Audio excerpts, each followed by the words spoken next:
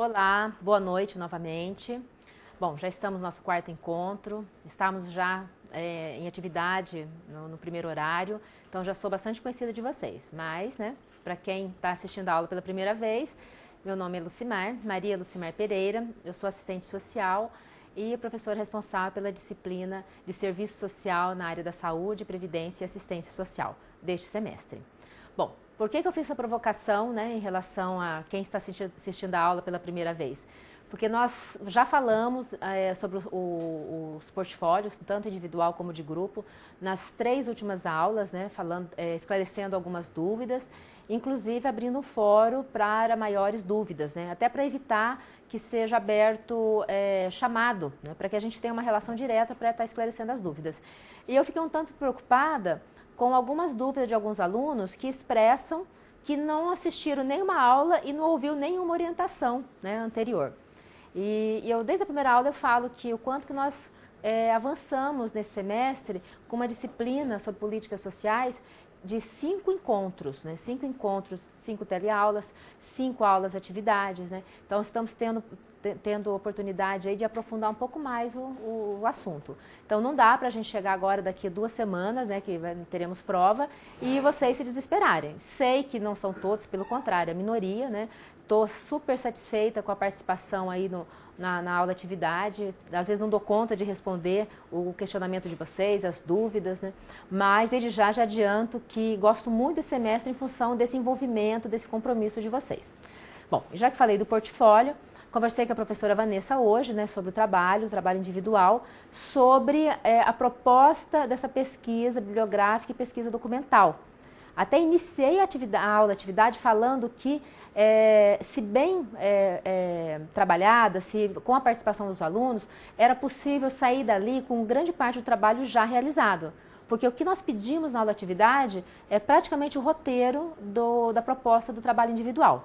Eu ainda pedi para acrescentar que vocês pesquisassem um pouco mais sobre as decisões judiciais, que são as maiores dúvidas de vocês em relação ao trabalho individual, né? O que são essas decisões judiciais sobre o benefício de prestação continuada? E durante o debate da aula de atividade, várias dúvidas apareceram nesse sentido, como por exemplo, professora, se tem na família, né, uma pessoa idosa e outra pessoa com deficiência, né, e só tem 3 pessoas na casa, é possível receber o BPC, né, o benefício de prestação continuada? Eu falei, né, assim, a lei ela é bem clara, a lei fala, é para idoso acima de 65 anos ou pessoa com deficiência, que a renda familiar, a renda per capita não ultrapasse 1/4 salário mínimo, ou seja, o máximo 1/4 salário mínimo, né? Mas, quando é o que o INSS pode deferir. Se a pessoa entra com o requerimento desse benefício, estando dentro dos critérios, o INSS já defere, ou, estando fora dos critérios, indefere. Cabe à família ou à pessoa entrar com recurso na Justiça Federal, onde se tem esse recurso, ou na Justiça Estadual. O juiz, analisando este contexto, mesmo estando fora dos critérios, por exemplo, esses dias eu recebi do professor Jossan, que trabalha aqui com a gente, um documento que chama Jurisprudência do Rio Grande do Sul, onde o juiz, ele deferiu, ele deu como favorável o benefício de prestação continuada para uma pessoa que tem o diagnóstico de esquizofrenia e a renda per capita era bem superior ao que ele estabelecido por lei, que é 1/4 salário mínimo, porque o juiz considerou todo o contexto de vulnerabilidade. Então, isso são decisões judiciais. Então, isso é o que foi pedido no trabalho individual, né, para vocês estudarem um pouco sobre isso e dar alguns exemplos, né, indicar alguns casos que vocês tem acesso. E é bem fácil isso, só vocês entrar lá no site do Supremo Tribunal de Justiça, Supremo Tribunal Federal, STJ, deixa eu ver, gente, calma um pouquinho, é o Supremo Tribunal de Justiça, isso mesmo, STJ, que lá vai aparecer esses recursos, essas decisões judiciais sobre benefício, né? Que nós chamamos de que é a judicialização do direito social. É quando as pessoas têm o direito, né, mas é indeferido por algum motivo, e aí se recorre à justiça e o juiz decide se a pessoa vai receber ou não. Bom, então, quem participou aí ativamente da aula de atividade já saiu com grande parte do trabalho aí construído. um importante assunto, né, que esse assunto, o BPC, é o maior benefício da política de assistência social, tanto que nós não vamos tratar dele na aula, né, foi o suficiente esse período. Se tiver mais alguma dúvida, a gente abre discussão aí no fórum, né? E é um benefício da política que nós estaremos tratando hoje, que é a política de assistência social. Vamos para o quadro para a gente ver a proposta da aula de hoje, né? Então, nós temos como resumo que é a construção da assistência como política pública e a atuação do profissional do serviço social, ou seja, do assistente social. Então, nós temos como palavras-chave a Constituição Federal, a assistência social e o SUAS, o Sistema Único de Assistência Social. Bom, e aí a gente já começa falando, né, o que é a política de assistência social, né? Então, qual que é a definição, né? Então, a assistência social é uma política pública não contributiva. A gente já volta nesse, não é contributiva, tá? É dever do Estado e direito de todo cidadão que dela necessitar.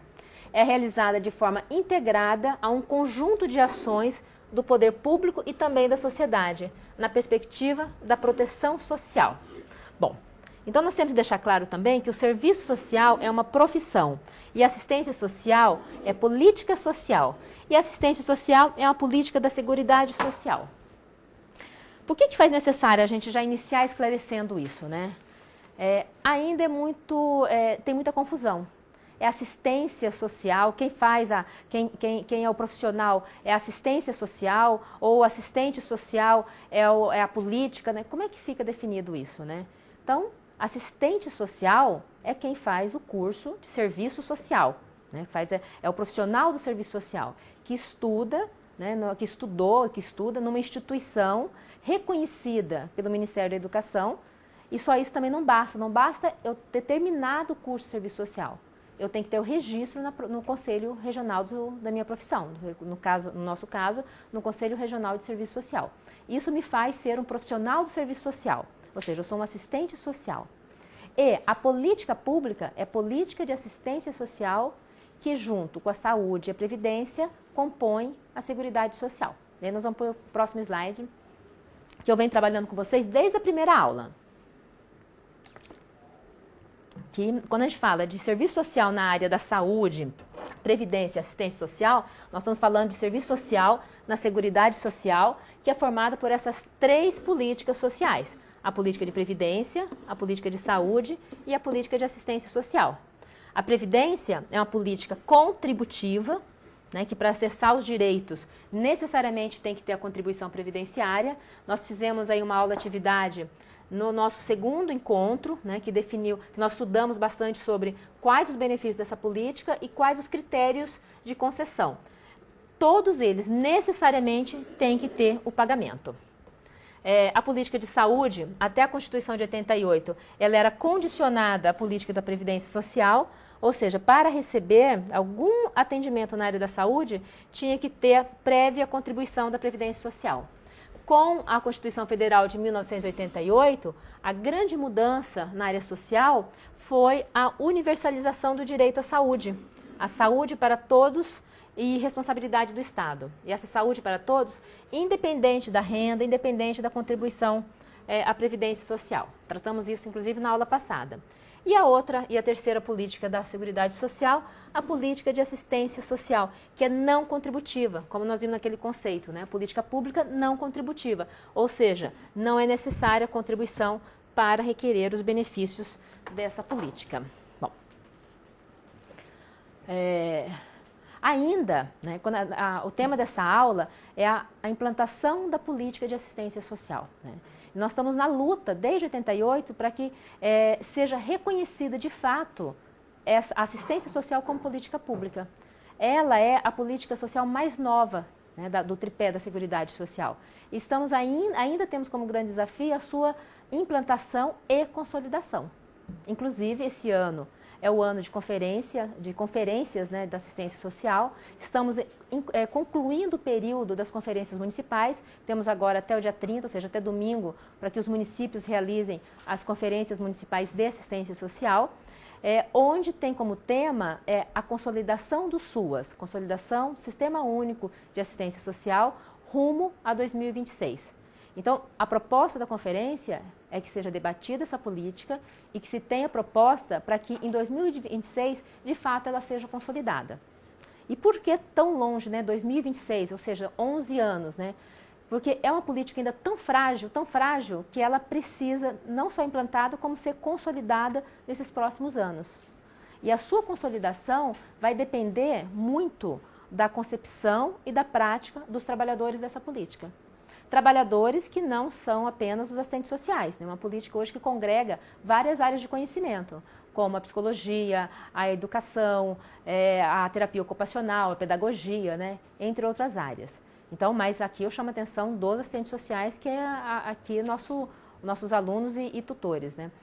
Então, uma das responsabilidades de quem trabalha nessa área, quem está fazendo estágio, é a superação de uma concepção e de uma prática de assistência que foi executada aí ao longo dos séculos, que não serve mais, que não foi na perspectiva do direito, né? E que hoje nós temos que ver a assistência social como uma política social de responsabilidade do Estado, responsabilidade do poder público e direito de quem dela necessitar. Então, isso foi um dos grandes avanços conquistados na Constituição Federal de 1988, né? Está na lei, já consta na lei, e temos várias normativas que estão regulamentando isso, que nós vamos ver aí ao longo da aula, né? Mas, então, isso hoje é fato, é uma política pública. Mas sempre foi assim, né? Essa é uma pergunta que nós fazemos no próximo slide, né? Então, não, né? Assistência social nem sempre foi assim, né? Por isso que é o grande desafio, né? A história da assistência social, ela é marcada como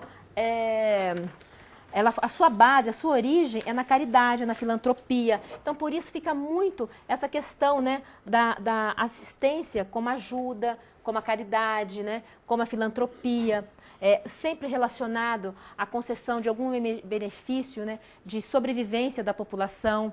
A questão da troca, né, da troca das condições elementares de sobrevivência por uma questão política partidária. Tanto que muitas vezes, olha, voto não se troca por favores, né? Então, esse é o grande desafio, né? A gente trabalhar na perspectiva do direito, de política pública com estrutura e com que tenha trabalhadores aí para a estruturação dela, né? Então, para termos uma regulamentação nessa política, né, para ela se tornar uma política, teve todo um trabalho aí de militância, né? Militância aí das organizações da própria sociedade civil, de trabalhadores da área, de estudantes, de assistentes sociais da antiga Legião Brasileira de Assistência, que insatisfeito com a situação do Brasil, principalmente aí da década de 80, né, por conta da situação da pobreza, a situação da inflação, a questão da questão social, como foram surgindo e como foram tratadas, né, tanto que a década foi chamada de década perdida, tratamos isso, se eu não me engano, na primeira aula, que levou a população à rua a reivindicar que o Estado se responsabilizasse pela população, não só pela população contribuinte da Previdência Social, como nós vimos aí ao longo aí desses nossos 3 encontros, que nós construímos aí no século XX um Estado ocupacional, um Estado de bem-estar social ocupacional, um Estado que protegia os trabalhadores inseridos no mundo formal de trabalho. Aqueles que, por diversos motivos, estavam fora, ou porque estavam no trabalho autônomo, ou porque não tinha condições de trabalhar, o Estado não era responsável por ele. Com a Constituição de 88, o Estado passa a ser responsável por toda a população, né? E aí, mas como é que nós rompemos com essa concepção de que quando alguém precisa de algum apoio ou precisa, né, de alguma estrutura para enfrentar seus problemas, isso ao longo do tempo foi sempre tratado como ajuda ou como favor, né? Então, como nós vamos romper com essa prática, né? Só a lei não basta. A gente precisa, de fato, profissionais aí responsáveis com essa política. O último slide dessa aula, a gente vai falar que o assistente social não pode ser visto mais, como foi visto por muito tempo, como a moça boazinha paga pelo governo para ter dó do pobre. Isso é uma frase que inicia o livro, que é chamado O que é Serviço Social, da coleção Primeiros Passos, nem sei se tem ainda, foi na época que eu estudava, 20 e poucos anos atrás, né, que era a primeira frase do livro, né? Como que o assistente social sempre foi visto, né? Aquela pessoa boa que tem dó dos outros, né? isso não nos serve mais, né? Quem está se sentindo aí a pessoa boazinha, por favor, não aceite isso, né? Nós somos viabilizadores de direitos, mediadores de direitos, né?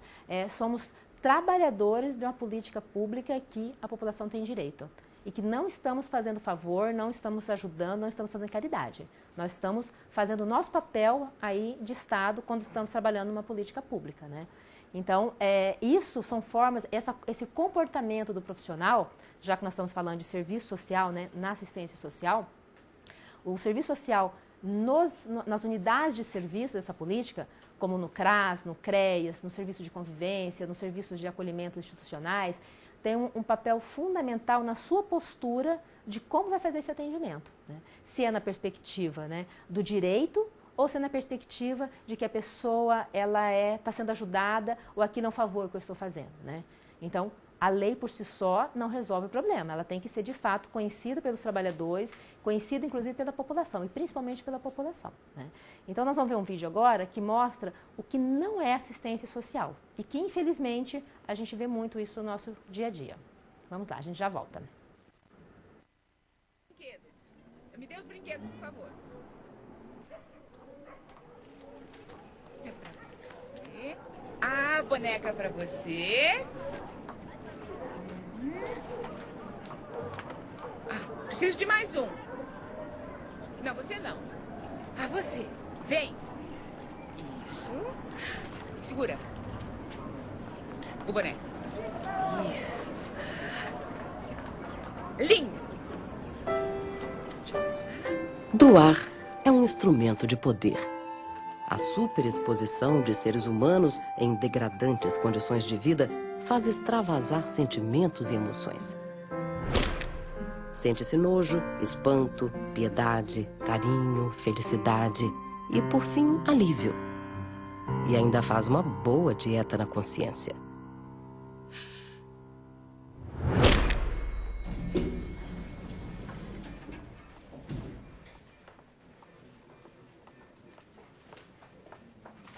Marta Figueiredo, que prazer recebê-la aqui na nossa empresa. Como vai? Bem. Doutor João Paulo está bem? Sim, muito bem. Não repare na bagunça, por favor. Nós estamos de mudança. Veja, a arrecadação de mantimentos, de donativos está sendo um sucesso. Não param de chegar. Ótimo. Eu trouxe alguns artigos variados. São de boa qualidade, estão em ótimo estado. Você está bastante empenhada nisso, não é? Modestamente. Uma vez por semana, eu acordo às 5 horas da manhã, pego meu motorista e faço uma peregrinação recolhendo donativos para as crianças pobres. Sim, porque se os que têm fizessem um pouco pelos que não têm, não é verdade? É verdade.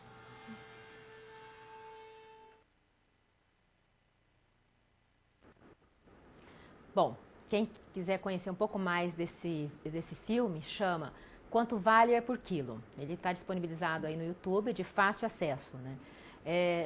Esse filme ele é praticamente um documentário também, porque vem trazendo alguns cenários, né, principalmente do período da escravidão e outros cenários agora desse período, né? E fazendo muita comparação, que muitas coisas ainda estão se repetindo. As relações ainda são muito parecidas, né? Ainda temos muita prática, né? Essa prática da exploração, a prática desse assistencialismo feito pela sociedade, que sempre foi nessa concepção, como nós vimos aí no vídeo, né? Essa coisa da pessoa frágil, quer dizer, a outra pessoa é a pessoa frágil e incapaz, né? E eu faço quando eu posso, quando eu quero e para quem eu quero. Essa é a diferença, né, da ajuda e da caridade para o direito, né? Ajuda nós podemos praticar em qualquer lugar, mas nós estabelecemos as condições para isso, né? Então, se eu quero ajudar a pessoa, eu ajudo no momento que for possível para mim. O direito não, o direito está lá colocado. Eu posso não concordar, mas sendo um trabalhador daquela política, eu vou trabalhar nessa perspectiva da inclusão. Mas, infelizmente, o que a gente vê muito ainda é essa dificuldade de compreensão, ou até de vezes de conhecimento da questão do direito da população e, infelizmente, por parte de trabalhadores ainda, né? Que ainda continua com essa prática, essa repetição, né? E para a gente romper com esse paradigma, né, e colocar outro no lugar, a gente vai ter que estudar. Então, vocês estão estudando aí para ser assistente social, não basta né, estudar 4 anos, né, tem que estudar 4 anos, tem que ter o registro no conselho e se preparar para trabalhar numa política pública, né? Então, o rompimento com essa concepção, com essa forma de ver o outro e a prática da assistência social, né, perpassa pela superação dessa compreensão. Então, para quem acha que assistente social é a pessoa de bom coração, então tem que rever se está no curso certo mesmo, porque isso não serve mais para o exercício do serviço social dessa nossa nova sociedade, né? Então, hoje nós somos gerenciadores, nós somos gestores de políticas sociais. Nós vamos trabalhar na perspectiva da construção das políticas sociais que não estão prontas e acabadas. Nós vamos trabalhar na discussão com a população, na mobilização, na informação da população, né? Ocupando espaços de decisões sobre as políticas sociais, como está acontecendo agora as conferências municipais, depois as conferências estaduais, a ocupação dos espaços dos conselhos municipais, que são os espaços aí de deliberações, espaços que têm força de lei, inclusive que vai ser assunto da nossa próxima aula, né? Então, isso é fazer o serviço social, isso é ser o assistente social dessa nova sociedade, né? Que é ser gestor de políticas sociais. Bom, e aí, né, para a gente fazer uma discussão, uma reflexão sobre a nossa atuação, a atuação do serviço social, a atuação da assistência social junto à população, vamos fazer uma reflexão aí a partir da proposta aqui da atividade, tá? Nós podemos dizer que a assistência social, ela se libertou da prática assistencialista, ou seja, do assistencialismo praticado pelas primeiras damas ou outras figuras políticas, né, construídas aí principalmente ao longo do século XX, mas justifiquem essa opinião de vocês. Então, em torno de 3 a 5 minutos. Estou contando com a participação de vocês, com a mesma empolgação da aula da atividade, tá certo? Até daqui a pouquinho.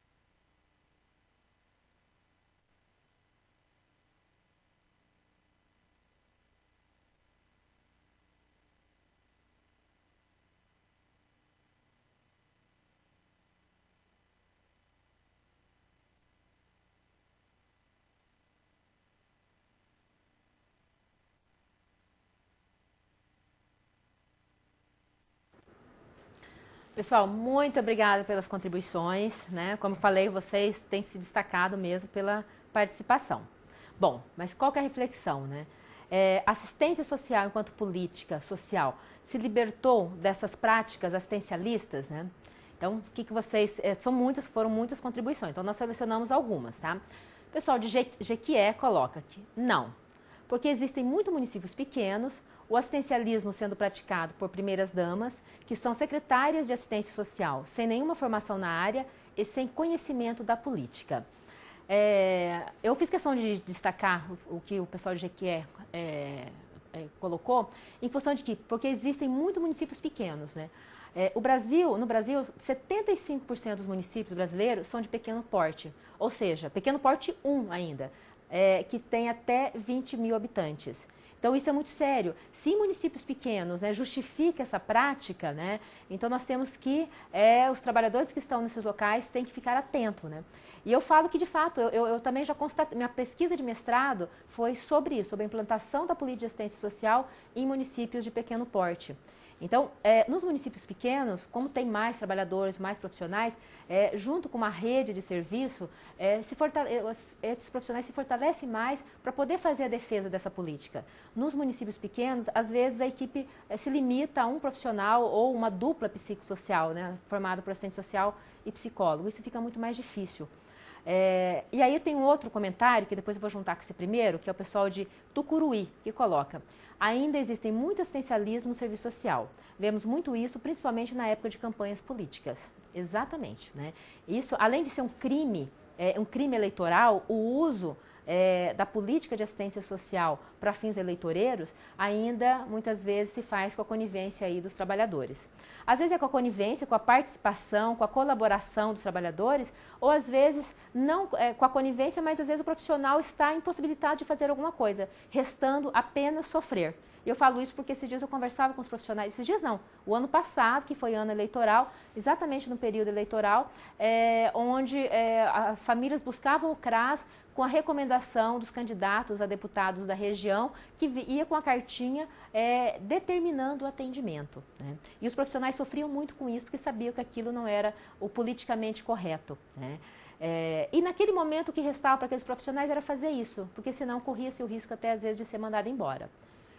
E o que nós temos que pensar, né? Que o trabalho com essas famílias, o trabalho com essas pessoas não pode ocorrer só em período eleitoral. O trabalho aí da política de assistência social, que daqui a pouco nós vamos ver que é uma função dessa política, né? Trabalhar na perspectiva da formação dessa população na concepção do direito, ela é todo o período, não é só no período eleitoral, porque no período eleitoral é o período mais difícil que nós temos para fazer isso. Mas quando nós trabalhamos na perspectiva de publicizar, tornar público o direito, nesse período fica menos difícil. E nós estamos no período de rompimento. Nós estamos instalando uma cultura de participação, uma cultura de direito. E nós temos aí 400 anos, 4 séculos de uma cultura de não participação e uma cultura da ausência do Estado na proteção social às pessoas que estão em situação de pobreza. Porque quem é que fazia essa ajuda? Quem que praticava essa assistência? Quem era dono dessas pessoas, dono entre aspas. Se a gente pensar no período da escravidão, quando o escravo adoecia, quando morria, quando nascia uma criança, quando necessitava de algo, quem era o responsável para atender essas necessidades? O seu senhor. Então, ele era o responsável de cuidar, até porque ele era o maior interessado. Se a pessoa não tinha condições de produção, ia dar um custo para ele e não ele teria prejuízo. E a responsabilidade, então, de cuidado com o escravo era do seu senhor. No período, no início do século XX, com o Estado não assumindo novamente as pessoas em situação de pobreza, aquelas pessoas que não tinham condições de trabalhar, ficou na responsabilidade da sociedade civil através das organizações religiosas, que trabalhava muito na perspectiva dessa ajuda, dessa caridade, né? Então, hoje, essa cultura, ela ainda continua, até porque, se a gente pensar na Constituição até agora, são menos de 30 anos. É muito pouco tempo, né, para a gente instalar uma forma diferente de pensar, de ver e de agir, né? Mas esse exercício não pode parar. O profissional aí, ele é fundamental nesse processo, né? Não dá, e nós não estamos sozinhos, nem podemos estar sozinhos. O nosso grande aliado nesse momento é a própria população. Então, se a população sabe que tem direito, né, é mais fácil para ela não se sujeitar a trocas, principalmente em período eleitoral. Vamos lá, tem mais uma contribuição. Pessoal de Porto Velho. A assistência tem se libertado do assistencialismo gradativamente, pois vem se afirmando diante das políticas sociais, dando assim garantias de direitos e nesse tempo de mudança ainda temos barreiras das informações para a população. Deixei isso aqui por último porque é isso que eu precisava para dar o gancho para o próximo conteúdo, né? Não podemos achar que a assistência está só no papel. Nós temos avanços importantíssimos, inclusive eu ia mostrar no final, mas eu posso mostrar agora o livro que está aqui nessa câmera. Olha, é uma pesquisa que foi feita em 2009, que fala o Sistema Único de Assistência Social no Brasil, SUAS, uma realidade em movimento. Esse livro ele é uma publicação de uma pesquisa em que trata sobre a implantação do SUAS, né? Então, é fato, né? Os CRAS estão aí, os CREAS, a política está sendo implantada. Ainda há muitos desafios. Um deles é como o pessoal de Porto Velho coloca, né? Que ainda temos muitas barreiras, principalmente no que se refere à informação para a população, né? Ainda não está claro, ainda não está público que a assistência a quem necessitar é um direito. E os grandes responsáveis de levar essa informação são nós, os trabalhadores dessa política, né? E aí temos, inclusive, que pensar quais são as estratégias que nós vamos utilizar para tornar isso público. E daqui a pouco eu volto nesse conteúdo para falar de que é uma das nossas funções dessa política. Bom, se temos profissionais, né, que estão aí no exercício do serviço social, na política de assistência social, que não está cumprindo, né, conforme as orientações, né, legais, não é por falta de normativas, né? Às vezes é por falta de conhecimento, né? Então, por isso que fique claro, né, nós vamos citar algumas dessas normativas. E a primeira dela é a Constituição Federal, né? A primeira dela é que a assistência ela é um direito social. Vamos lá para o quadro, por favor. Olha só. Então, na Constituição Federal, no artigo 6º, define, né, quais são os direitos sociais, né? Que é a educação, a saúde, a alimentação, o trabalho, o lazer, a segurança, a moradia, a previdência social, a proteção à maternidade e à infância e a assistência aos desamparados na forma dessa Constituição. Então, a assistência aos desamparados, ela é um direito social. E como é que nós vamos operacionalizar esse direito? Não só esse, mas esses direitos sociais, né? Quando a gente fala de direito social, ele não pode ser alguma coisa subjetiva, um sujeito oculto que nós não sabemos quem é, né? O direito social, ele é operacionalizado, ele é acessado a partir das estruturas das políticas sociais. Quando nós falamos em direito à saúde, né, então o direito ele não pode estar só lá no papel. Eu tenho que saber, né, primeiro, uma das condições desse direito é a informação. É o direito à informação de que a saúde é um direito e ter a estrutura necessária conforme a minha demanda. Desde a unidade básica de saúde, um tratamento especializado, né, os exames que se fizerem necessário, a medicação. Então, esse é o conjunto, as estratégias de prevenção aos agravos de saúde. Então, tudo isso compõe o direito à saúde. Então, para acessar o direito à saúde, necessariamente tem que ter essas estruturas. E quando a gente fala de assistência aos desamparados, então, qual que é a política responsável para criar essa estrutura para poder acessar, né? A política de assistência social. Então, a primeira vez que se fala em direito, que a assistência ao desamparado é um direito social, é na Constituição de 1988. Então, esse é o divisor de águas em que o Estado se torna responsável pela população que não tem condições, né, de suprir suas necessidades básicas aí de sobrevivência. E não só a necessidade no campo material. Então, nós não estamos falando mais, o assistente social, ele é aquele que concede o benefício, concede a cesta básica, né? Para conceder, eu sempre falo, conceder a cesta básica, conceder um cobertor, a gente não precisa estudar tanto. Isso aí qualquer pessoa pode fazer, né? Agora, atender a pessoa, de fato a pessoa ter acesso a uma escuta qualificada, né? O profissional ter a capacidade de interpretar que a demanda é muito mais daquilo que a pessoa está trazendo, né? Enxergar além daquilo que nossos olhos estão vendo, isso é o exercício do serviço social. Então, por exemplo, chega uma pessoa, uma mãe, que chega no CRAS e fala da sua dificuldade, que ela precisa de um recurso para poder pagar uma conta de água, uma conta de luz ou comprar um alimento, né? Para além dessas situações, quais são as outras vulnerabilidades, né? Então, qual que é a escuta que o profissional tem que ter, né? Para identificar como que está a relação dessa família. como que está a relação entre os membros dessa família com os serviços do território, dessa família com onde que ela busca o enfrentamento das suas dificuldades. E isso não é qualquer pessoa que pode fazer. Isso tem que ser um profissional que vai estudar, que vai se preparar para poder fazer essas interpretações, né?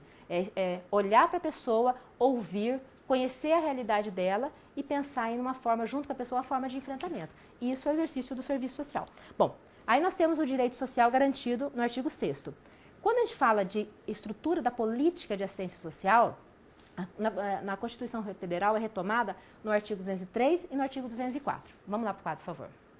Então, no artigo 203, trata que a assistência social será prestada a quem dela necessitar, independente da contribuição à Seguridade Social.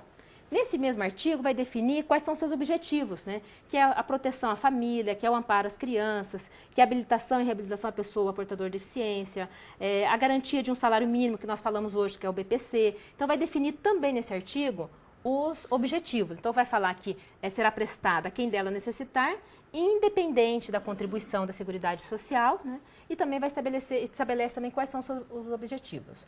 No artigo 204, fala que as ações governamentais na área dessa política, na política de assistência social, serão realizadas com recursos do orçamento da Seguridade Social. Olha só, nós não estamos falando de campanhas aqui não, campanhas aí da sociedade. Então, a assistência social, né, as ações serão realizadas com recurso do orçamento da Seguridade Social, orçamento público, além de outras fontes, e organizadas com base nas seguintes diretrizes: a diretriz da descentralização e da participação da população. Então, olha só como nós estamos, que a assistência, ela é muito além da concessão do benefício, aquele benefício de sobrevivência, muitas vezes, que é, por exemplo, a questão alimentar, né? Isso é um direito, tanto está lá também no artigo 6º, né? Que a alimentação é um direito social, fundamental. Mas a assistência social é muito além disso, né? Ela tem que ser descentralizada, ou seja, a decisão, a responsabilidade e o poder dessa política está descentralizada nos municípios. E ainda tem que ter a participação da população. E a participação é de que forma? Através da ocupação dos espaços institucionais, como os casos dos conselhos e das conferências. Mas não está dizendo isso nos artigos 203 e 204. Aonde que vem dizer com detalhes como que será a estrutura dessa política? Na Lei Orgânica da Assistência Social, que é a regulamentação desses artigos da Constituição Federal. E essa regulamentação, a lei orgânica, ela só acontece 5 anos após a Constituição Federal. Então, ela passa 5 anos em construção. Então, de 88, ela só foi aprovada em 1993. Nós não vamos poder discutir aqui agora, mas nós vamos citar apenas o primeiro artigo que expressa um pouco da sua dimensão. Vamos lá para o quadro, por favor. Olha, a lei orgânica, ela vem reafirmar o que está lá na Constituição. Então, que a assistência social é um direito do cidadão, é um dever, né, uma responsabilidade do Estado. É política de seguridade não contributiva e que prevê os mínimos sociais, né, para a sobrevivência da população. A assistência social como política pública, ela orienta-se pelos direitos de cidadania e não pela ajuda ou favor. Esse é o grande desafio, né? O maior desafio da política de assistência social é o rompimento, né, dessa concepção da ajuda e do favor, e para que seja substituído na perspectiva do direito, né? Do direito da população e responsabilidade do Estado. Até falamos, numa das outras aulas, por que o Estado é responsável, né? Por que o Estado é responsável pela população, né, que não tem condições de sobrevivência? Então, eu sempre falo, qualquer pessoa pode questionar aí os programas sociais, principalmente transferência de renda, essa responsabilidade do Estado. Mas nós, trabalhadores da área social, que tem a informação, a compreensão, né, da formação dessa sociedade, a formação desses problemas sociais, a forma como o Estado protegeu, desprotegeu a sua população, que chegamos aonde chegamos, né? Até dei dados na aula passada e na aula retrasada sobre como as políticas sociais foram tratadas na década de 90, o que produziu os problemas sociais na década atual, né? Por isso o Estado, não só por isso o Estado é responsável em proteger essa população vítima dessa falta de proteção do Estado. E também pelo Estado brasileiro ter se posicionado como Estado de direito democrático. Está lá nos primeiros artigos da Constituição. Estado de direito democrático, como um dos fundamentos um dos fundamentos da República do Brasil é o enfrentamento à desigualdade social, a erradicação da pobreza, ou seja, então o Estado está se responsabilizando em proteger essas pessoas que vivem nessas condições, né? E aí podemos citar diversos motivos por que o Estado brasileiro é responsável por essa população. Bom, aí nós falamos da lei orgânica, e aí em que período acontece, qual que é o cenário político, econômico e social da aprovação dessa lei orgânica da assistência social? Passamos 5 anos detalhando em 45 artigos de como seria a estrutura da política de assistência social. Ela é aprovada em 1993. O que está acontecendo nesse período, né? Tratamos também bastante na aula passada. A implantação do projeto neoliberal, né? Que tem como premissa a ausência do Estado no enfrentamento dos problemas sociais e também da economia, deixando para a sociedade a responsabilização no apoio e na ajuda, né, entre aspas, na ajuda dessas famílias. Então, além do Estado não ter assumido a responsabilidade, ele se ausentou ainda mais, né? Lembra que nós vimos ali no artigo 203, no artigo 204, que fala que as ações dessa política terá o orçamento público, né, o orçamento da Seguridade Social, né? Se naquele período foi tirado o orçamento da política de saúde, da educação, da segurança e de outras, como vimos anteriormente, né, imagina na assistência que sequer era reconhecido como política pública. Então ficamos aí, essa década de 90, né, mais frágil ainda. Então, só na década de 2000 que a gente retoma a construção, a construção dessa política. E aí a gente tem alguns documentos importantes. Vamos voltar para o quadro, por favor. Nós temos aí em 2004, né, a aprovação da Política Nacional de Assistência Social e nessa política a indicação da construção do Sistema Único de Assistência Social, que é aprovado em 2005.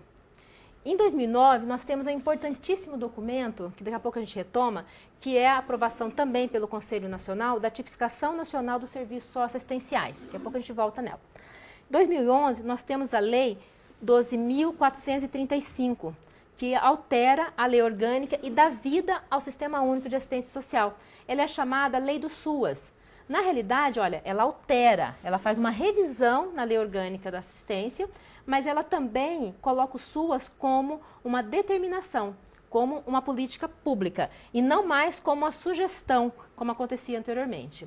E temos também, em 2012, a nova norma operacional básica, né, também do SUAS, que que trata a respeito da profissionalização dessa política. Quais são os profissionais que tem que ter, né, a questão da carga horária, a questão da estrutura dos que é necessário ter no campo aí dos profissionais. Também temos aí, retomando a Política Nacional de Assistência Social, em 2004, olha, nós estamos em 2015, já se passaram 11 anos e ainda muitas vezes não está claro quais são as funções da política de assistência social, né? Então, olha só, eu sempre falo, são só 3 funções: a defesa social institucional, a proteção social e a vigilância socioassistencial. Então, em 2004, se estabeleceu isso, né? Isso já é um grande avanço, né? Eu falo que eu sou do tempo em que eu me formei, em que a assistência social era tudo. Tudo aquilo que outra política não conseguia resolver era da assistência social. Por exemplo, né, a criança não tinha a família não tinha condições de comprar material escolar para a criança. Era um problema da assistência social. A família não tinha condições de pagar o medicamento. Era assistência social. A família precisava de casa, de moradia. Era um problema da assistência social, né? Então, tudo era da assistência social. Em 2004, se estabelece aquilo que é desta política. E eu falo, é só 3 funções, gente. É só 3 que nós temos que saber. Nós temos que saber e exercitar essas funções. Vamos para o quadro. Eu vou começar pela mais simples, que é a defesa social e institucional, que é a garantia dos direitos e de condições dignas de vida, né? Olha só, quando a gente fala defesa social institucional, né, nada mais é do que, além da defesa do direito, a publicização desse direito. Não basta eu saber que a assistência ela é um direito da população e uma responsabilidade do Estado. Eu tenho que tornar público isso para a população que é atendida, né? Então, o exercício dessa função, ela pode ser feita, se de repente tiver recurso para isso, a gente pode fazer cartilhas, folders, fazer um vídeo, cartazes, né? Podemos ter várias estratégias de divulgação da questão dos direitos socioassistenciais, que são os direitos que competem a essa política. Mas muitas vezes não é destinado recurso para essa função. Mas nós, enquanto profissionais, né, em posse dessa informação, né, e compreendendo essa responsabilidade desse profissional em cumprir essa função, a própria postura desse profissional já é um exercício dessa função. Né? Então, um exemplo, a pessoa chega no CRAS para ser atendida lá pela assistente social e a pessoa ela chega constrangida, ela chega ali muito tímido porque se sente envergonhado, porque precisa de um apoio do CRAS. A forma como essa pessoa é acolhida, ela pode ser o exercício dessa função da defesa de direito ou pode ser a continuidade daquela prática que nós tivemos ao longo dos séculos. Né?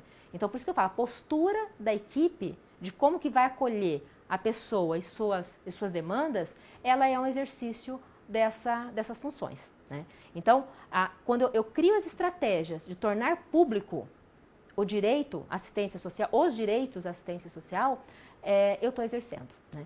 Isso é, inclusive, uma forma da gente combater aquelas práticas políticas eleitoreiras que nós temos na época eleitoral. E nós temos período eleitoral de 2 em 2 anos, então a gente sempre vai ter esse problema. Então a gente precisa se preparar antes. Então, na medida em que eu informo a população, quais são os critérios, por exemplo, para a inclusão no Bolsa Família? Quais são os critérios para a inclusão no benefício de prestação continuada? Quando eu torno público isso, eu estou desmistificando que a assistência social é uma ajuda, é um favor, é uma troca. Né? Então, isso eu posso usar até um papel craft, né, uma cartolina e um pincel atômico quando eu publicizo, eu torno público aquela informação. Agora, quando eu continuo deixando as pessoas pensarem, né, que é o prefeito que escolhe as famílias que vão para o Bolsa Família, né, quando eu permito que as pessoas me agradeçam como se eu estivesse fazendo um favor, eu não estou cumprindo essa função.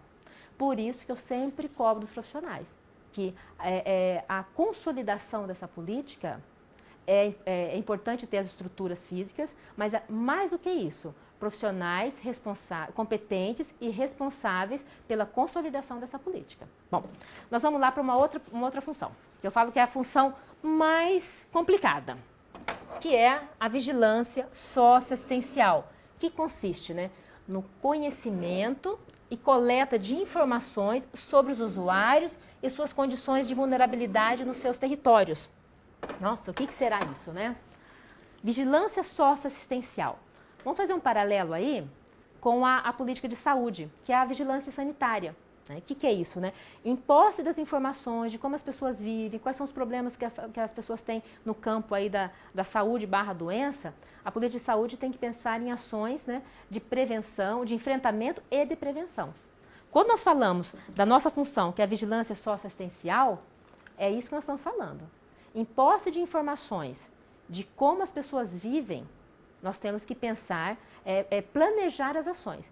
E eu falo que isso é a função mais difícil, porque nós não temos esse exercício nas políticas sociais de governabilidade técnica. Essa cultura de a gente olhar para o local onde nós trabalhamos, olhar para a população que nós trabalhamos, identificar as suas potencialidades, as suas vulnerabilidades e propor ações. Nós temos aí o histórico de políticas sociais, elas são políticas, os profissionais são executores, conforme consta nos manuais. E hoje, todas as políticas sociais exigem que os trabalhadores sejam propositores. Né? As políticas sociais não estão prontas e acabadas. Né? Então, no nosso caso, na política de assistência social, no nosso caso de trabalhadores da nossa área, no caso do trabalho do serviço social, dos estagiários aí, vamos usar de novo como exemplo o trabalho no CRAS. Né? Se nós sabemos informações sobre as famílias, sobre o território, mas nós não sabemos. Sabemos. Sabemos não, nós temos informações. Eu falo que eu era do tempo que toda vez que a gente precisava de informação sobre as famílias, a gente tinha que passar de casa em casa, bater palma, preencher um formulário, se tinha criança, se tinha idoso, se tinha pessoa com deficiência, né? Qual era o grau de instrução, né? Qual eram os maiores problemas daquela família. Hoje não. Hoje nós temos um cadastro único que já tem, que exige uma energia da equipe para que ele que ele tenha informações constantes. Né? No máximo, em 2 anos, a família tem que atualizar. Né? quando nós olhamos para esse cadastro, né, conhecemos as famílias daquele território a partir dessas informações, e nós identificamos qual o perfil dessa população, né? Se nós identificamos, por exemplo, que uma determinada área de abrangência do CRAS tem uma grande população de idosos, nós temos que pensar em ações para os idosos. Quais são os serviços que a política de assistência social é responsável para esse público? Né? Inclusive, indicando para outras políticas quais são suas maiores demandas. Então, quando eu falo que isso é uma função mais difícil, porque não é uma prática das políticas sociais e muito menos da assistência social. Porque nós somos conhecidos como bombeiros, né? A gente paga incêndio. Aconteceu uma situação, temos que ter uma intervenção, né? E essa função é exatamente o contrário. É evitar que a situação se agrave. É a capacidade técnica, a capacidade do assistente social olhar para aquelas informações e pensar em ações de enfrentamento ou de prevenção, né? Então, é uma função aí que nós temos que nos debruçar muito em cima dela. E aí a terceira e última função, vamos lá para o quadro, por favor, é a proteção social. Só que não é simplesmente a proteção social qualquer. Ela é hierarquizada em proteção social básica e proteção social especial. Para isso a gente precisa definir primeiro o que é a proteção social. O que é a proteção social? Então, proteção social, olha, é a garantia de inclusão a todos os cidadãos que encontram-se em situação de vulnerabilidade ou em situação de risco, inserindo-os na rede de proteção social. E aí a proteção social, de novo, né, a gente tem que definir qual é a demanda dessa família. Vamos entender um pouco melhor. Então, olha só a dimensão disso. A proteção social é a garantia da inclusão do cidadão conforme a sua situação. Quais são as demandas que essa família ou essa pessoa traz para o serviço? Por isso que tem que ser um profissional preparado para isso. Por isso que não basta ser a moça boazinha. Tem que ser uma moça competente e responsável. Ou moço, né? Então, essa avaliação, ela é técnica, né? Da avaliação da vulnerabilidade, avaliação do risco dessa família. Então, é muito mais do aquilo que a família traz. Aquele exemplo que eu dei lá atrás. Às vezes a família chega com uma demanda emergencial, né? Às vezes a mulher que é vítima de violência, ela chega solicitando um benefício em situação emergencial, mas qual que é a capacidade técnica, a capacidade do assistente social de avaliar o contexto que essa família vive? Então, a proteção social não é atender naquela situação emergencial, é inserir essa pessoa ou essa família nas estruturas dos serviços da proteção social básica ou especial conforme a sua demanda. E aí a gente vai precisar entender um pouco mais o que é proteção social básica e proteção social especial, que aí é definido também pelo Sistema Único de Assistência Social, que virou lei agora em 2011. Né? Então, nós temos definido quais são os serviços que a proteção social básica do Sistema Único de Assistência Social deve ter implantado no município, conforme a necessidade, e quais são os serviços da proteção social especial. Mas, antes disso, nós vamos entender o que é SUAS. Vamos lá, por favor. Olha só. Então, se a gente está falando que a proteção social ela depende, né, da situação, da oferta de estrutura conforme a demanda da população, então nós temos que ter um sistema que é constituído pelo conjunto de serviços, programas e projetos e benefícios no âmbito da assistência social, prestada diretamente ou através de convênio com as organizações sem fins lucrativos. Olha aqui, ó, isso aqui é muito importante. O que nós estamos falando disso, né? Que o SUAS, ele não é só o BPC, como nós vimos na aula atividade. Ele não é só uma cesta básica, ou um cupom alimentação, ou uma requisição de mercado, ou é só a campanha na época de inverno. É um conjunto que compreende serviços são equipe técnica, profissionais preparados, né? Programas, projetos, benefícios, né? Que compreende um conjunto aí de estruturas para atender a demanda que essa população em situação de vulnerabilidade ou risco apresenta, né? E onde está definido quais são esses serviços que nós temos que ter no âmbito da política de assistência social? Naquele documento que eu falei para vocês, naquele rol de normativas, que é de 2011, que é de 2009, que é a tipificação nacional dos serviços socioassistenciais. Eu trouxe a capa desse documento, que é facinho aí, vocês vão lá para o slide, por favor. É facinho vocês baixarem aí, colocar no no Google esse nome, Tipificação Nacional dos Serviços Socioassistenciais, vai aparecer esse caderno e nele consta todos os serviços, né, que a política de assistência social, da proteção social básica e proteção social especial deve ter, né?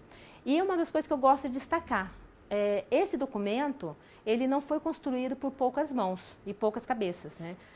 Passaram-se pelo menos 3 anos de construção de quais eram os serviços necessários ter nessa política. E, inclusive, foi de uma forma bastante participativa. Então, foi um instituto chamado Florestan Fernandes, que, em contato com todos os conselhos municipais do Brasil, né, através de e-mail, através de correspondência física, foi feito um mapeamento quais eram os serviços que tinham naquele município, qual era o nome levado e o que era ofertado naquele serviço, né? A partir desse mapeamento a nível nacional, teve município que pode não ter participado. Quando o conselho não funcionava, pode correr o risco de não ter participado, pode não ter participado dessa pesquisa. Apesar de que o órgão gestor também recebeu esses documentos, né, para poder participar dessa pesquisa. Então, a partir então, dessa pesquisa do município, foi construído, foi elaborado o nome dos serviços que são necessários ter nessa proteção social básica especial. Vamos lá para o quadro, por favor. Bom, então nós temos, olha, primeiro o que é proteção social básica, né? Ela atua de forma preventiva, identificando e oferecendo serviços, programas e benefícios a pessoas e famílias em situação de vulnerabilidade. Então, quais são os 3 serviços que tem na proteção social básica? O Serviço de Proteção e Atendimento Integral à Família, PAIF. Ah, mas ele não começa com S, começa com P.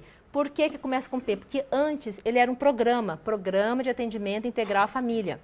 Programa tem prazo para começar e prazo para terminar. Serviço, ele é continuado, não pode ser interrompido, né? Então, ele deixou de ser um programa e passou a ser um serviço. Onde que é desenvolvido? No CRAS, no Centro de Referência de Assistência Social. Segundo serviço, Serviço de Convivência e Fortalecimento de Vínculos, né? Trabalha na perspectiva do atendimento a criança, adolescente, adultos, idosos, né? Em centro de juventude ou centro de convivência de idosos, na perspectiva de criar condições para o quê? Para a convivência e fortalecimento de vínculo. Então, a assistência, ela não é só a questão material, mas é também no âmbito, a intervenção também no âmbito da convivência, né? No âmbito das relações. E o terceiro serviço da proteção social básica é o serviço de proteção social básica no domicílio para pessoas com deficiência e idosas. O nome já diz, né? Proteção social básica no domicílio para atendimento às pessoas idosas ou pessoas com deficiência que não têm condições de sair de casa, muitas vezes para buscar os seus direitos. O equipamento, né, a estrutura física responsável, né, para a operacionalização ou para o conhecimento da população e implantação desses serviços é o Centro de Referência de Assistência Social. Então, o que é esse Centro de Referência, né, de Assistência Social? É uma unidade pública estatal descentralizada da política de assistência social, responsável pela organização e oferta do serviço da proteção social básica, do Sistema Único de Assistência Social, nas áreas de vulnerabilidade e de risco social nos municípios. Caracteriza-se como a principal porta de entrada do SUAS, ou seja, a rede de assistência, a rede de proteção social, né, local ou municipal. Bom, gente, só antes de voltar aqui, acabaram de me lembrar que, pedindo para eu lembrar os alunos que existe a tipificação a 2014, é verdade. Inclusive a capa ali tá 2009, está escrito embaixo, é a mesma capa escrita, reimpressão, não é se não me engano 2012, reimpressão 2012 ou então é 2014. Mas ela é de fácil acesso, ela tem algumas mudanças em relação a tipificação de 2009. Então, por favor, quando vocês forem buscar lá no Google, coloca a tipificação 2014. Bom, gente, falar da importância do CRAS. Hoje, segundo esse livro que eu mostrei para vocês, 95% dos municípios brasileiros têm CRAS. Só que nós estamos falando de uma pesquisa de 2011. Então, em 4 anos, eu particularmente acredito que 100% dos municípios brasileiros possam ter o CRAS, né? O Centro de Referência de Assistência Social. Por isso que ele se caracteriza como a porta de entrada para o Sistema Único. Porque hoje ele já é conhecido da população. Ele é a referência, ele é o corpo da política de assistência social. Quando nós falamos em política de saúde, nos reenvia a imagem da unidade básica de saúde.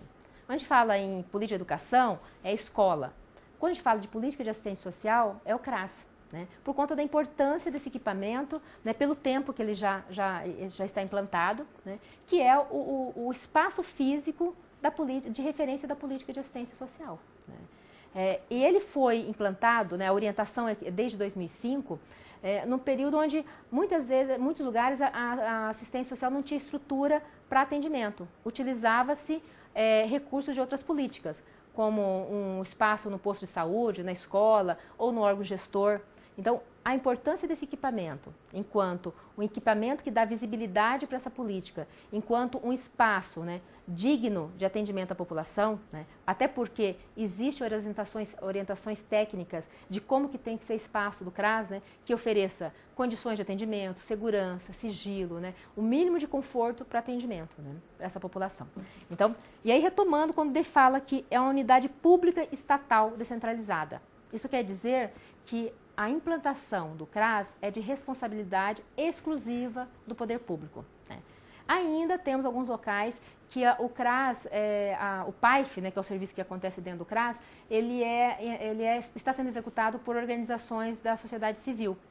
Mas muitos desses municípios estão com prazo para reordenar, porque o CRAS, o PAIF, é de responsabilidade estatal, é de responsabilidade do município. Então, outro serviço, como nós falamos, o serviço de convivência e fortalecimento de vínculos, por exemplo, ele pode ser executado por entidade socioassistencial, não precisa necessariamente ser pelo poder público. Então, pode-se ter convênio, né, o município conveniar com essa entidade, receber recurso público e executar esse serviço. O CRAS e o PAIF não, tem que ser necessariamente o município. Como também o serviço de proteção à pessoa idosa e à pessoa com deficiência, também não precisa ser um serviço estatal, um serviço público. Pode também ser um serviço conveniado.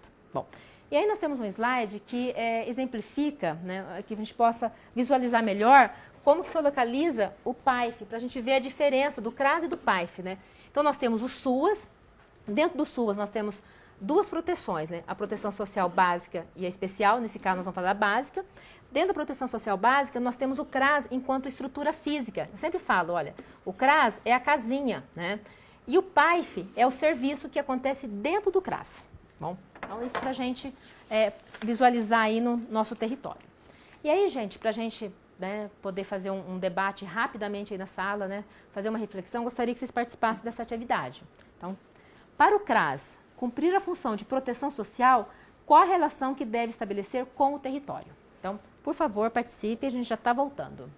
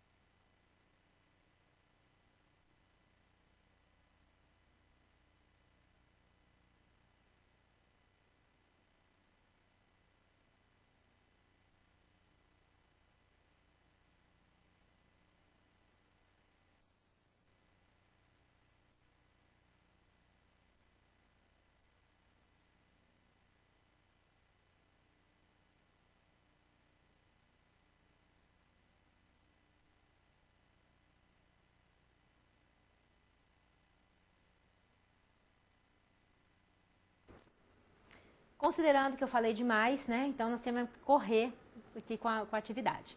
Mas, obrigada pela participação. Então, gente, qual que é a relação, né, que o CRAS tem que ter com o território para ele cumprir sua função de proteção social? O pessoal de Viçosa coloca: o CRAS deve estabelecer a relação com o território através de elaboração de diagnóstico socioterritorial e identificação de necessidade de serviço. É importante reconhecer potencialidades e vulnerabilidades, bem como situações de risco presente, né? É o conhecimento do território, né? A professora Dirce Koga, ela fala que, ela é autora do livro Medidas da Cidade. Ela fala dentro da política de assistência social sobre essa questão, né, da leitura territorial, do conhecimento do território, né? E o CRAS é o equipamento elementar para a elaboração desse diagnóstico, para conhecer essa realidade, né? E essa realidade, ela pode ser conhecida pelas informações que eu falei para vocês, que tem os sistemas de informações, como o cadastro único, ou às vezes o próprio município disponibiliza um outro sistema. Então é possível a gente identificar quantas são as famílias, quanto criança, quanto adolescente, a questão da renda, muitas informações a gente tira dali, né? Mas também outra informação tão importante quanto, que a professora Dirce Koga chama, que é pisar no território, né? É o nosso olhar profissional no território, identificando a questão das diversas formas de relações que possa ter, né? Então, o que ela chama de pisar no chão das políticas sociais, né? E aí, né, daqui a pouco a gente retoma essa responsabilidade do CRAS. Eu gostaria de dar destaque o que o pessoal de Castanhal, né, colocou. É uma pergunta, na realidade, né? E quando percebe-se que há o sucateamento dos equipamentos, pois uma proposta de Estado e não de governo, e precisa sim reformular os espaços de forma apropriada, né? Então, gente, na realidade hoje, muito dos CRAS, a estrutura do CRAS foi financiado pelo governo federal, né? O que cabe ao município é ter um financiamento próprio para contratação de equipe, muitas vezes também tem o cofinanciamento. Mas o município tem que destinar recurso para isso, né? Estamos num período de conferência, né? Se não fizermos essa discussão no município, perdemos uma chance enorme, né? Então, mas é possível retomar isso no conselho ou no máximo daqui 2 anos nas próximas conferências, né? Mas essa discussão não pode ficar interna com os profissionais, ficar ali um sofrimento solitário, né? Isso tem que ocupar um espaço público, né? Se a política de assistência social está com problema na sua estrutura, né? Se não está recebendo recurso público ou se está recebendo e não está sendo utilizado de forma como devia, isso é um problema de controle social, é um problema do Conselho Municipal que não está fazendo suas funções, né? Esse assunto não vamos entrar, que vai ser da próxima aula, né? Mas, no mínimo, a população tem que estar insatisfeita, tem que saber o que compreende um CRAS, né? Hoje tem diversas linhas de financiamento, tanto de construção de CRAS, como também financiamento de serviços. Por exemplo, recentemente saiu uma linha de financiamento pelo governo federal para a implantação daqueles serviços de convivência e fortalecimento de vínculo, para atendimento à criança, adolescente e idoso. Preferencialmente, né, com esse recurso deve ser garantido o acesso, que eles chamam de grupos prioritários, que são criança, adolescente, idosos vítimas de violência, né, crianças e adolescentes no trabalho infantil, idosos também em situação de trabalho, pessoas que são vítimas de várias formas de violação de direitos. Essas pessoas são as que têm acesso prioritário nesse serviço e tem um cofinanciamento do governo federal. Isso não quer dizer que esse recurso seja suficiente, não. É um recurso que, por isso que chama cofinanciamento, tem que ter uma outra parte de financiamento, né? Mas não é de boa vontade que essa política sobrevive. Tem que ter dinheiro. Tem que ter dinheiro do governo federal, do governo estadual e do governo municipal. E a população, sabendo que é um direito, que é a responsabilidade do Estado e que tem que ter recurso, né, tem que cobrar aí do município, do Estado, enfim, né, para que construa essas condições para a implantação do SUAS.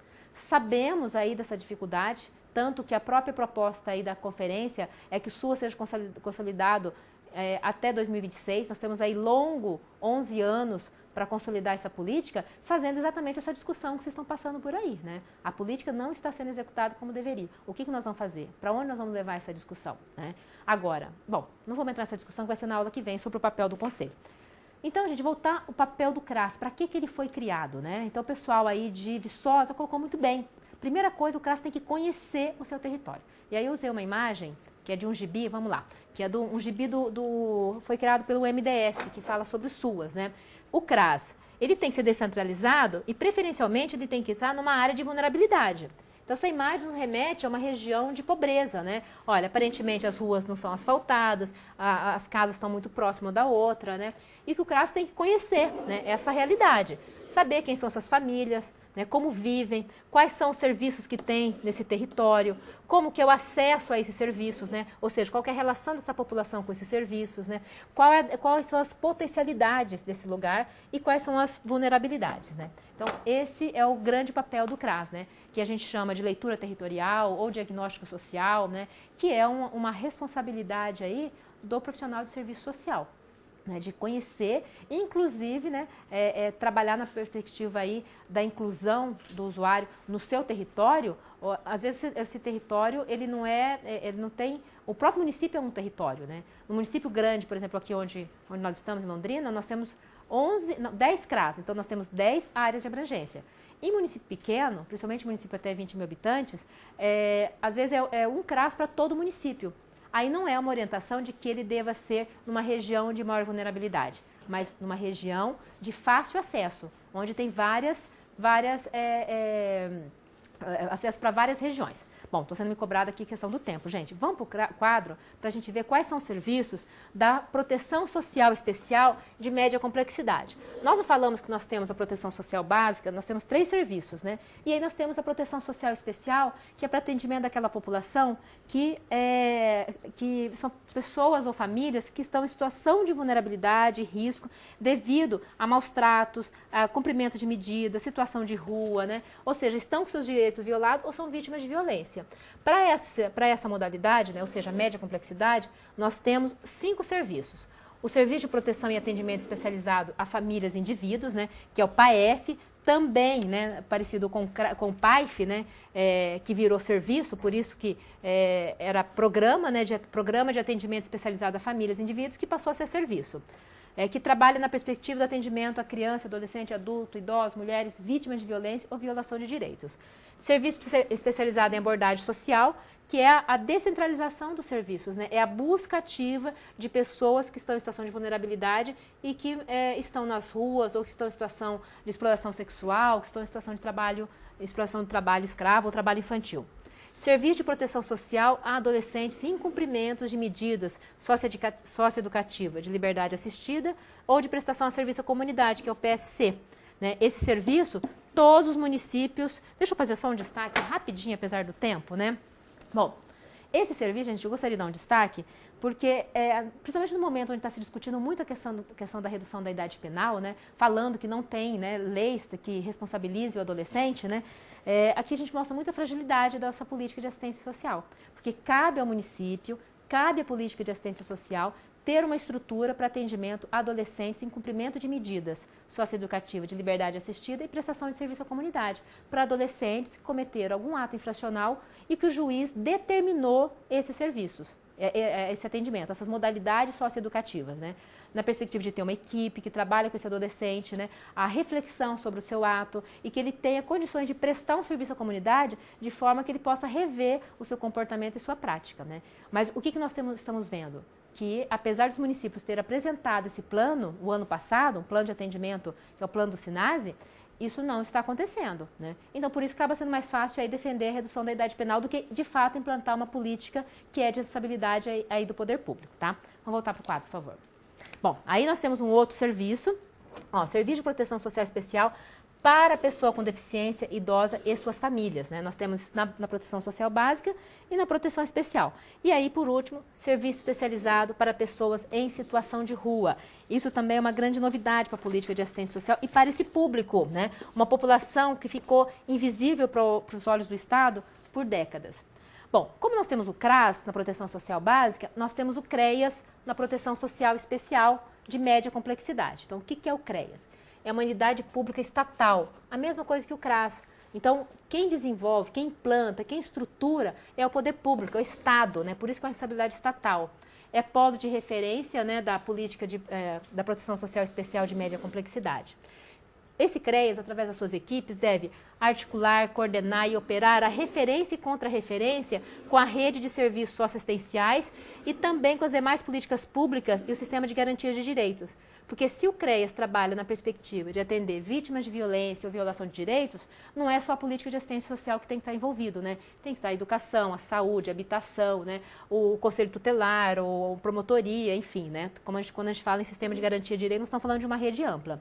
O CREAS também oferta serviços para pessoas com direitos violados, como já falamos, né? E tem a família como foco de suas ações. Às vezes, é o indivíduo que é o público-alvo do serviço. Por exemplo, adolescente, né, em conflito com a lei. Mas o trabalho é junto com a sua família, né? Não é apenas com o indivíduo. Bom, olha só quem que é os usuários da proteção social especial, tanto da média complexidade, como também da alta complexidade, que nós vamos ver daqui a pouco, né? Famílias ou indivíduos que vivenciam violação de direitos por ocorrência dessas situações. Violência física, psicológica e negligência, violência sexual, abuso e ou exploração sexual, situação de rua, mendicância, abandono, vivência de trabalho infantil, descumprimento de condicionalidade do programa Bolsa Família e do programa de erradicação do trabalho infantil em decorrência da violação de direitos e outras formas de violação de direitos, né? Bom,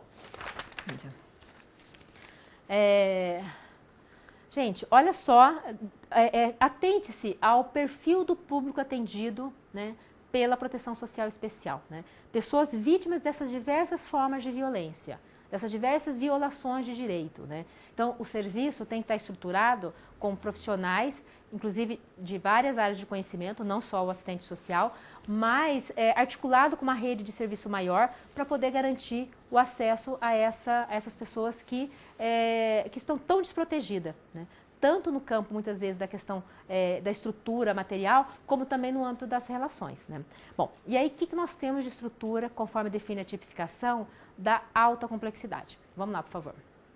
Então, nós temos essas modalidades de serviço. Serviço de acolhimento institucional nas seguintes modalidades. Serviço de acolhimento em república, né, que é quando as pessoas não têm família e aí o serviço implanta repúblicas que são gerenciadas pelo poder público através da sua equipe técnica, né? Serviço de acolhimento em família acolhedora, que é a substituição dos serviços de acolhimento institucional. E também serviço de proteção em situação de calamidades e emergências. Gente, faltou um serviço fundamental aqui, que é o serviço de... não, tá aqui, desculpa. É o serviço de acolhimento institucional, aí nós temos, tá faltando as casas-lares, né? Que esses serviços... Qual a diferença da média e da alta complexidade? Na média complexidade, os serviços atenderão as famílias na perspectiva de fortalecer os vínculos que muitas vezes estão fragilizados, ou resgatar vínculos, né? Na proteção social de alta complexidade, muitas vezes os vínculos já estão rompidos, né? Ou tem-se o vínculo, mas o vínculo ele é extremamente negativo, não oferece proteção, pelo contrário, né? Às vezes a prática da violência é intrafamiliar, né? Tanto que 90% das crianças vítimas de da violência é cometida dentro da própria casa. Então, esse serviço tem que estar estruturado para atender essas pessoas que, por um período ou definitivamente, serão afastadas da sua família de origem. Então, por isso nós temos que ter essa estrutura. Mas também, eu sempre faço questão de lembrar os profissionais, né? O nosso papel, quando nós trabalhamos com vítima de violência, não é na perspectiva de julgar, né? Julgar o agressor ou julgar a vítima. É na perspectiva de atender para fortalecer e proteger, né? Por isso que eu gostaria de mostrar um vídeo para vocês, né? Para a gente fazer uma reflexão. Ele tem menos de 50 segundos, né? Só para a gente tentar aí visualizar um pouco desse público. Vamos lá.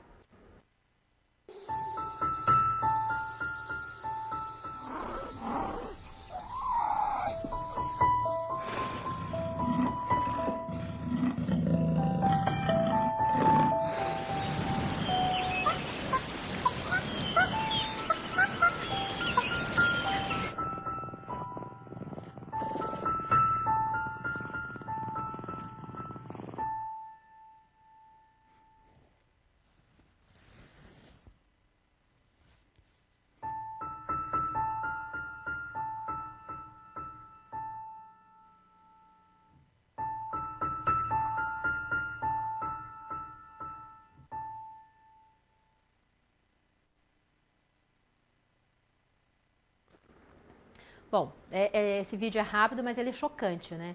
Que mostra a capacidade de proteger dos animais. Então, os animais, eles são programados geneticamente, né? O instinto animal de proteger sua prole por um determinado período. Também não é para sempre, né? Quem tem animais de estimação em casa percebe que por um período o animal protege seus filhotes, amamenta, depois começa a repulsar.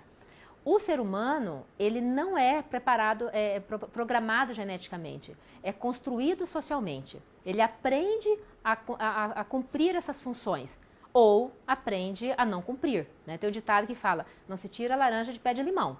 Então, se o ser humano, né, ele foi cuidado, ele foi protegido, ele teve demonstração de afeto, né, ele foi socializado na família, ele vai reproduzir isso. Mas se ele não foi cuidado, se ele não foi protegido, ele também vai reproduzir isso, né? Por isso que tem que ter serviços, né, da política de assistência social que vai trabalhar nessa perspectiva de ajudar as famílias a cumprir suas funções. Então, se a família não tem condições, ela dá sinais que ela não tem condições de cumprir essas funções esperadas dela socialmente, cabe os serviços também criar essas estratégias de fortalecer essa família nessa perspectiva dela ter essa referência.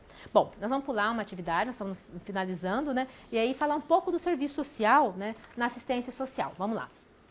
Então, as atribuições e competências do profissional do serviço social, independente, né, de qual política ela esteja, né, seja aquelas realizadas na política de assistência social ou em outro espaço socioocupacional, são orientados e norteados pelos direitos e deveres constantes no Código de Ética Profissional, que vocês viram no semestre passado, e também na Lei da Regulamentação da Profissão, que devem ser observados e respeitados tanto pelos profissionais quanto pelas instituições empregadoras. Gente, isso independente aonde vocês estiverem fazendo estágio ou trabalhando, é elementar conhecer o nosso Código de Ética e a lei que regulamenta a profissão. Tá? E aí um desafio, né, gente? O assistente social, né, que era visto como aquela moça boazinha, né, que é paga pelo governo para ter dó dos pobres, né? Mas que deste tempo para hoje, muita coisa mudou no Conselho de Serviço Social e na atuação do assistente social. Então, a gente não pode mais aceitar essa concepção, né? Então, as pessoas, né, ou seja, os assistentes sociais, não são mais moças boazinhas, mas profissionais preparados para a viabilização do acesso aos direitos. Mudar os métodos, não é esperar o público chegar na instituição, mas principalmente fazer busca ativa. O profissional do serviço social não joga mais panos quentes, tapa o sol com a peneira, mas sim deve procurar melhorar as condições de vida para a população pela via do acesso aos direitos, né? Bom, quando eu falo assim que é um desafio, né, é um desafio de profissional para futuros profissionais, no sentido de não aceitar mais essa compreensão do assistente social, né? E eu ouço isso direto, né, participando de algumas conferências, inclusive eu ouvi de alguns prefeitos, quando vai falar do assistente social, fala como se fosse um dom, como se fosse aquela pessoa que foi preparada pela igreja ou pela família para prestar ajuda, né? É esse desafio que nós temos, um dos desafios, né, do profissional é este, né, é se garantir enquanto um profissional que, junto com a população, viabiliza o acesso a direitos sociais, né? E aí, junto com a política de assistência social, ser o profissional que vai garantir os direitos socioassistenciais dessa população. Gente, política de assistência social é isso, né? Quer dizer, não é só isso, né? Temos alguns materiais aí que constam na pasta de vocês como apoio. E só para resgatar aqui uma dúvida que apareceu. A próxima aula atividade, a resposta é sim. Nós vamos simular na aula atividade uma reunião de conselho municipal. Então, levanta no grupo, né, quem já participou de uma reunião de conselho, é de fato um cenário, um teatro, né? Estabelecer mesa diretora, quem é conselheiro governamental, quem é conselheiro não governamental, estabelecer uma pauta de reunião e um debate sobre aqueles assuntos daquela política. Não precisa ser necessariamente da política de assistência social, mas pode ser da saúde, da educação, da habitação, enfim, de qualquer outra, tá? Não estarei participando da aula de atividade, teremos tutores eletrônicos que farão isso, porque eu estarei dando aula nesse horário. Mas estarei com vocês às 9h05, tá certo? Então, até sexta-feira que vem, nosso último encontro. Um abraço.